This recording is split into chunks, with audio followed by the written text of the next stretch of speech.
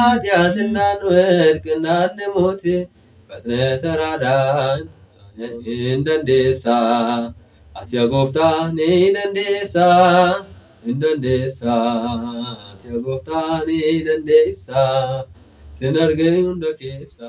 Hordoftoota keenyaa bakka lafa jirtanitti nageenyi Waaqayyoo isiniif haa baay'atu. Maaloo yaa Waaqayyoo yakka keenya dhiisi abidda baraatiin hubachuu nu baasi.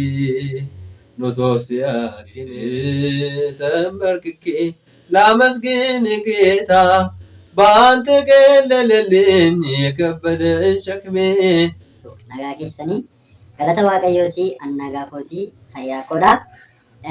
Egaa har'a qophii hordoftoota keenyaa bakka lafa jirtanitti nageenyi Waaqayyoo isiniif haa baay'atu. Akkam jirtu nagaa keessanii galata Waaqayyooti annagaa kootii hayyaa koodha. Egaa har'a qophii tokko qabadheetan gara keessan dhufee jira. Qophiin kunis nama haaraa tokko wajjin wal isin barsiisuufidha. Kanaaf namni kun gara fuulduraatti qophii akkam akkamii karaa gola ididaa yuutuubiitiin wantoota dhiyeessuudhaaf qabu jechaadha. Qophii kana gabaabseetiin jechaadha. Maal akka inni fakkaatu kan nuuf dhiyeessu ta'a jechaadha. Kanaaf gabaabsuudhaan irra keessasaa qophii gara fuulduraatti wajjin turruun kan nu beeksisu ta'a jechaadha. Kanaatiif amma kallattiidhumaan gara keessummaa kiyyaa faarfataa Abrahaamittin isin dabarsaa. Abbaa istiidiyoo Mannaa Official Studio kan hojjetaatti jiru irratti kan argamudha. Akkasumallee abbaa Mannaa Tuubiiti jechaadha. Kanaatiif kallattiimaan gara isaattan isin dabarsaa. Turtii gaarii isa waliin. Maqaa Abbaa kan Ilmaa kan Hafuura Qulqulluu Waaqayyo tokko amiin. Hordoftoota miidiyaa Tuubii wanti keessanii maqaa Waaqayyootiin lafa jirtaniif bakka jirtan hundumatti jaalallee nageenya Waaqayyoo hunduma keessaniif haa baay'atu. Akkam jirtu nagaa jirtu nagaa keenya galata Waaqayyoo. Egaa sagantaa gara fuulduraatti haalota ittiin waliin deemnuu fi sagantaawwan qabannee karaa Mannaa Tuubii, karaa Sabbii Tuubii akkasumas karaa miidiyaa Tuubii isiniif dhiyaatu yookaan immoo isin faana turtii taasisnu ilaalchisee wantoonni tokko tokko wantoonni walii galuun yookaan immoo wantoonni beeksisuun nu barbaachisu maal akka ta'e tokko tokko waliin ilaalla jechuudha. Kanaaf Waaqayyo uumaan keenya qorichi keenya Yesuus Kiristoos akka cubbuu keenyaa akka balleessaa keenyaa osoo hin taane akka dhiifama isaa gaarummaa isaatti sa'aatii kanaaf daqiiqaa kan umurii keenya irratti dabalee eebbisee kan nuuf laatee waaqni abboolee keenyaa bara baraan kan galatame kan eebbifamu haa ta'u maqaan isaa waamamee kan ishee kan baraan hafne haati keenya qulqulleettii Dubree Maaramiin bara baraan maqaan ishee kan galatame kan eebbifamu nuuf haa ta'u. Egaa ergamoota qulqulloota wareegamtoota Waaqayyoo akka hangafoota ijaa isaaniitti ulfinnii fi galanni guddaan isaaniif haa ta'u. Egaa sagantaan nuti qabannee isiniif dhiyaannu muraasa isaa maal akka ta'e isiniif ibsu yaadachuudha. Sagantaan nuti qabnu bakki nuti amma itti argamnu kun akkuma obboleessi keenya faarfataa qixxeessaa yaadota ibsuudhaaf yaadanitti Mannaa Diijitaal Istiidiyootti argamna. Sagantaan kun sagantaa karaa Mannaa Diijitaal Istiidiyootiin qophaa'ee karaa Mannaa Tuubii, Yidiidiyaa Tuubii fi Sabbee Tuubiitiin isiniif dhiyaatudha. Sagantaa kana hordofuudhaaf yuutuubii, Yidiidiyaa Tuubii, Sabbee Tuubii fi Mannaa Tuubii sabiskiraayib gochuudhaan gara gola yuutuubii keenyaatti ol seentanii nu faana eebba Waaqayyoo akka hirmaattan affeerraa keenyadha. Kanaaf sagantaawwan nuti qabannee isiniif dhiyaannu sagantaawwan akkaataa meejerii meeshaa fi faarfannaan waliin adeemu ilaaluudha jalqaba irratti. Kana yoo isiniin jedhu namni tokko yookaan tajaajilaan tokko faarfachuudhaan dura meeshaa faana akkamitti walii galuu qaba, walii galtee akka kamii uumuu qaba yookaan immoo meeshaan akka kam yoo ta'e tajaajilaan tokko meeshaa faana jalqaba akka xumuraatti osoo meeshaa sana hin caalin, meeshaa sun osoo hin caalin yookaan meeshaa sana keessa osoo hin bahin qinyiitii sana osoo galabbatiin akkamitti faarfachuu danda'a kan jedhamu xiqqeenyaan yookaan immoo muraasaan waliin ilaalla jechuudha. Itti aanee immoo sagantaa barnoota meeshaawwanii tokko tokko barnoota meeshaawwanii yookaan immoo yeroo baay'ee akkuma amaleeffataatti kan ilaalamu meeshaa kiraaras ta'ee masiinqoowwan baganaawwan garaagaraa akkaataa itti qaanyaanii fi akkaataa itti harkaan rukutan qofaadha kan baratamu onlaayiniidhaani. Caalatti immoo tiyooriin isaa maal fakkaata isa jedhu haga humna keenyaa waliin ilaalla jechuudha. Manni amantii Ortodoksii Tawaahidoo waan fakkeenya hin qabne hin barsiistu, waan fakkeenya hin qabne namaaf hin laattu, waan fakkeenya hin qabne namatti hin baatu. Kanaaf nutis immoo waan fakkeenya qabu waan abbootii irraa dhaalle, waan abbootii irraa baranne, waan abbootiin keenya tolanii eebbisanii nuuf laatan fi waan waaqayyoon tolee eebbisee nuuf laatee kennaa waaqayyoon nuuf laateen hundumti keenya iyyuu wal dhaggeeffannee wal faanaas taanee akkaataa itti haasa'uu yookaan immoo akkaataa itti hojjechuu qabnuu fi waan hojjechuu qabnu hunduma isaayyuu tokko tokkootiin walii gallee yookaan immoo wal faana deemuu yookaan socho'uu dandeenya jechuudha. Kanaaf inni kunis sagantaa keenya isa itti aanudha jechuudha. Kanatti aansee sagantaa barnoota wangeelaa karaa mana amantii Ortodoksii Tawaahidootiin seeraa fi heera mana amantii Ortodoksii Tawaahidoo eegee nuuf qophaa'u ni jira. Innis karaa yuutuubiiwwan kana sadeenii ni darba jechuudha. Akkasumas faarfannaawwan haaraa akkuma jalqaba isiniif ibsuuf yaale karaa mana diijitaal istiidiyootiin kan hojjetaman faarfannaawwan haaraawwan ni jiru. Barnoonni wangeelaa ni jira. Akkasumas seenaan qulqullootaa, seenaan wareegamtootaa, akkasumas seenaan mana amantii qulqulluu Ortodoksii Tawaahidoo abboota garaagaraatiin ni qophaa'a jechuudha. Isaawwan kun hundumtiyyuu akkuma jalqaba isiniif ibsuuf yaale karaa yuutuubiiwwan kana sadiinii argama jechuudha. Kanaaf kanattis aanee sagantaan bira jira yoo ta'e sagantaa haala tajaajilaa irratti tokko muudannoo ta'uu danda'a. Muudannoon darbe maal nu barsiise yookaan immoo maal irraa baranne jedhu ta'uu danda'a.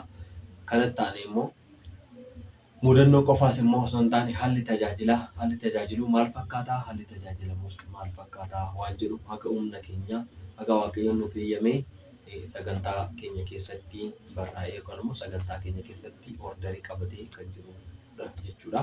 Kanaaf amannaa toobii, ididiyaa toobii, sammee toobii ammaaf yaada tokkoo fi akeeka tokko yookaan immoo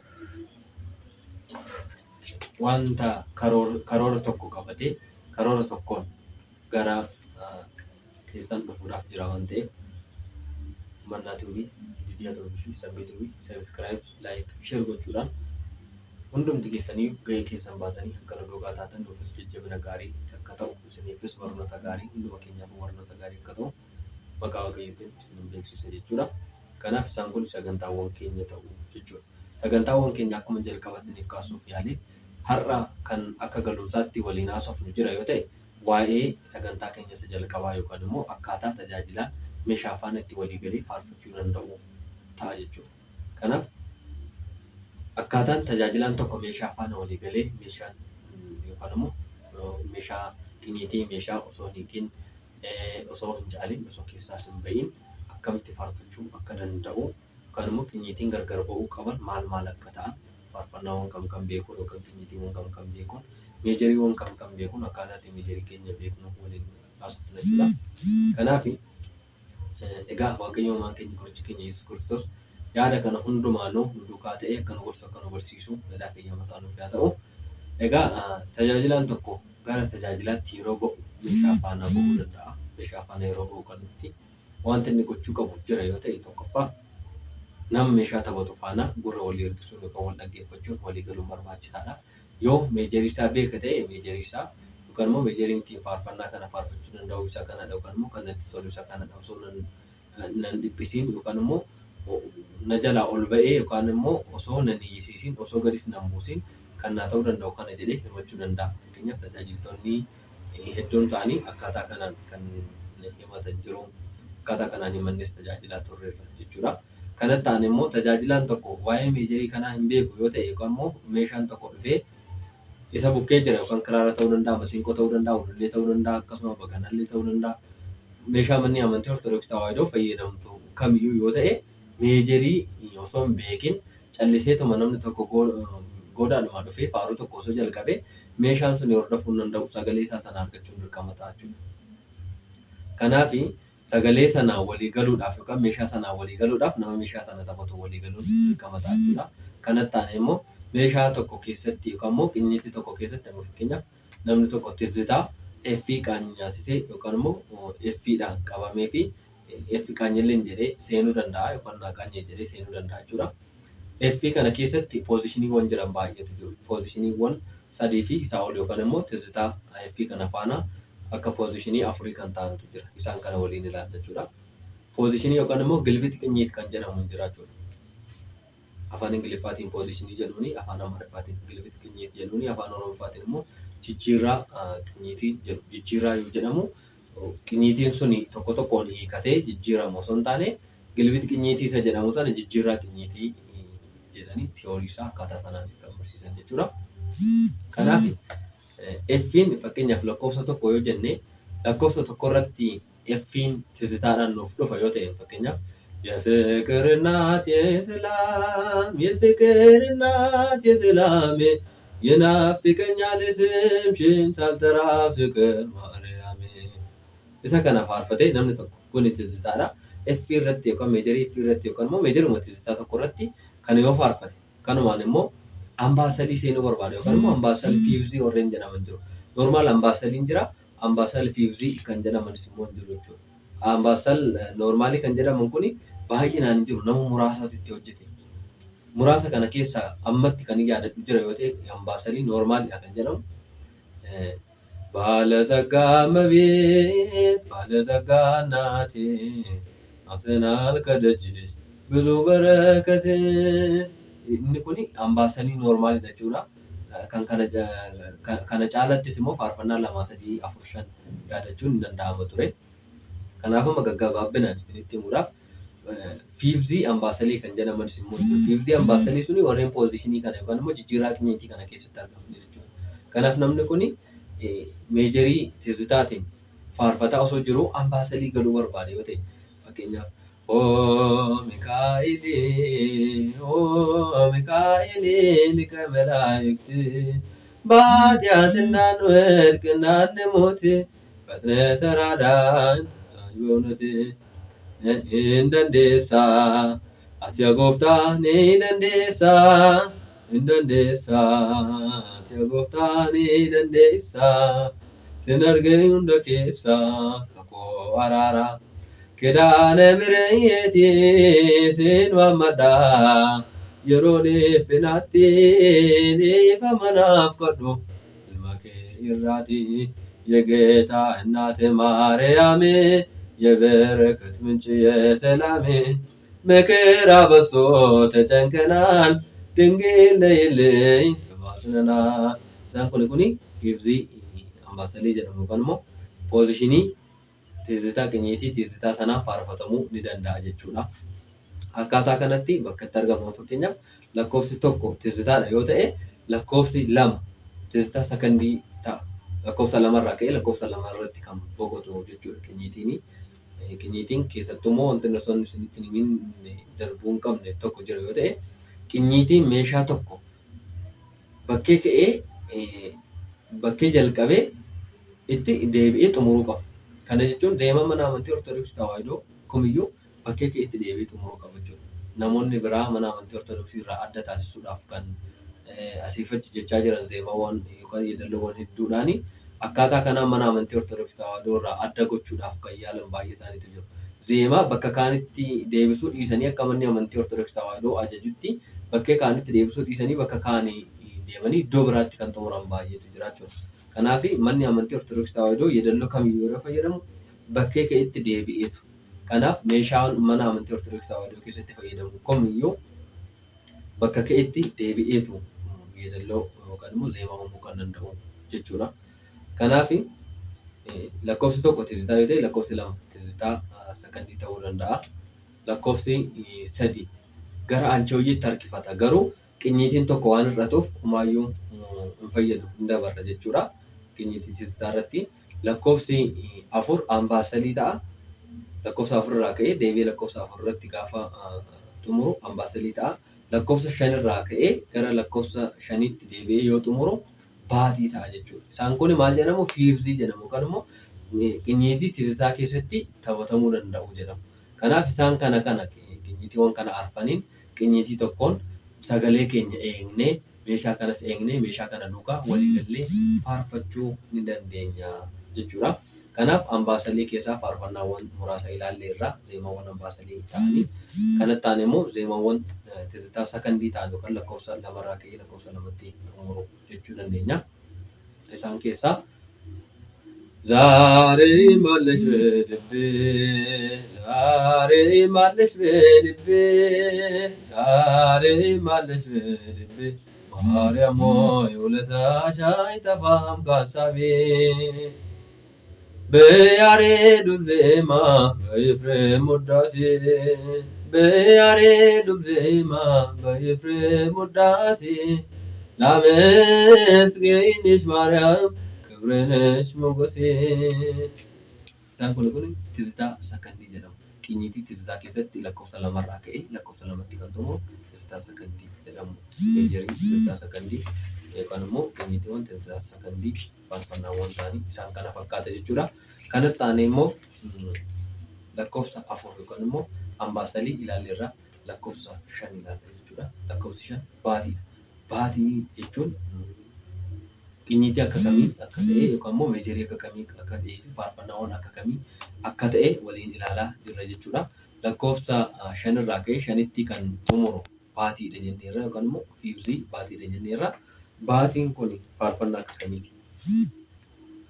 ገብርኤል ከሰማይ ኤልሳቤጥ በምድር ገብርኤል ከሰማይ ኤልሳቤጥ በምድር ይመሰክራሉ ድንግል ያንቺን ክብር ይመሰክራሉ ማርያም ያንቺን ክብር ክብረ ልበል ማዕረግ ሽልማቴ ክብረ ልበል ማዕረግ ሽልማቴ ዙፋን ሆኖኛል ትከሻዬ አባቴ isaan kun baatii jedhamu jechuudha. Fakkeenyaaf faarfannaawwan afaan Oromoo illee jiru baay'een isaanii qinyiitiiwwan kana hundaan kan hojjetaman baay'een jiru. Fakkeenyaaf maaloo yaa Waaqayyoo yakka keenya dhiisi abidda baraatiin gubachuu nu baasi nu toosi akkine yakka keenya beeknaa lamuutti hin deebinu nuti waadaa siif sennaa ተሸንፌአለሁኝ በፍቅርህ ውለታ ፊትህ ተንበርክኬ ላመስግን ጌታ በአንተ ቀለለልኝ የከበደኝ ሸክሜ በክንድህ አሪፌ አገኘሁ ሰላሜ isaan kun baatii yookaan immoo tizzitaa keessatti poozishiniidhaan kan argaman fiuzii baatii jedhamu jechuudha. Kanaaf sagantaan keenya har'aa kana fakkaata. Sagantaa itti aanutti akka wal agarruutti kana caalaa sagantaa miidhagaa fi bareedaa hawwataa ta'een akka wal agarruutti bakka jirtan hundumatti hundumti keessaniyyuu turtii gaarii Waaqayyo hunduma keenya faanaa ta'u Waaqayyo nu eebbisu. Egaa Waaqayyo uumaan keenya qorichi keenya Yesuus Kiristoos akka cubbuu keenyaa osoo hin taane akka dhiifama isaatti akka balleessaa keenyaa osoo hin taane gaarummaa isaa fi arjummaa isaatiin nu ilaalee nu mul'atee sa'aatii kana leekaa kana nuuf laatee waa gaarii akka waa gaarii akka dubbannu lapheen keenya waa gaarii akka baasu kan nu fayyadu maqaa Waaqa keenyaa bara baraan kan galatamee kan eebbifamu haa ta'u maqaan isaa waamamee kan ishee kan baraan hafne haati keenya qulqulleettiin dubree maaramiin bara baraan kan galatamee ta'e kan eebbifamte nuuf haa taatu. Egaa Waaqayyoon hunduma keenya iyyuu nu eegee nu tiksee sagantaa isa itti aanutti nagaaf jaalalaan akka wal nu agarsiisu abdii guddaan qaba. Waaqayyoon hunduma keessan faanaa ta'u kan nu gorsu kan nu barsiise turtii kana hundumaatti jaalalsaa fi tokko isaatiin kan nu mul'ate yeroo kanaaf daqiiqaa kan eebbisee kan nuuf laatu kan abbootii keenya bara baraa kan galatamee kan ta'u turtii gaarii isiniin jedha. Yuutuubii, viidiyoo, mannaa beeksisii, sabbeetii subscribe gochuudhaan qarshii keessan akka faana ta'u maqaa Waaqayyootiin isiniin gaafadha.